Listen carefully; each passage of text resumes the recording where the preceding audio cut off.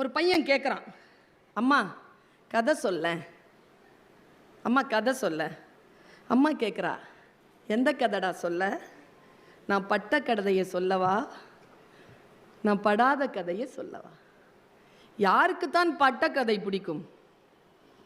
பிள்ளைகள் என்ன சொல்வீர்கள்? அம்மா ஏதாவது கஷ்டத்தை பற்றி எப்போ பார்த்தாலும் உங்கள் அப்பா இப்படி பண்ணார், உங்கள் அம்மா இப்படி பண்ணாங்க, கஷ்டத்தையே சொல்லிட்டு இருக்காதுமா, ஜாலியாக இருமா சொல்கிறீங்களா இல்லையா?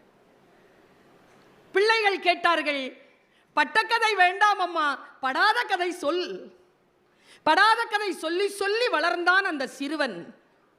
வளர்ந்து ஆளானதற்கு பிறகு தான் கேட்ட ஞானத்தை எல்லாம் வைத்து தன் ஊரும் தன் குடும்பமும் தன் முன்னோர்களும் பட்ட கதையை எழுதினான். எழுதியவன் பெயர் தேவி பாரதி. அவன் எழுதிய புத்தகத்தின் பெயர் நீர்வழிப்படுவோம். அந்த புத்தகம் சாகித்ய அகாடமி விருது பெற்றிருக்கிறது. படித்துக் கொள்ளுங்கள். நற்றினை பதிப்பகம் போட்டிருக்கிறதாம். நான் தேடினேன், இங்கே இல்லை என்றார்கள். நாளை மதியம் வரப்போகிறதாம், வாங்கிக் கொள்ளுங்கள். சின்ன புக்கு தான், ரொம்ப வேலையெல்லாம் இல்லை.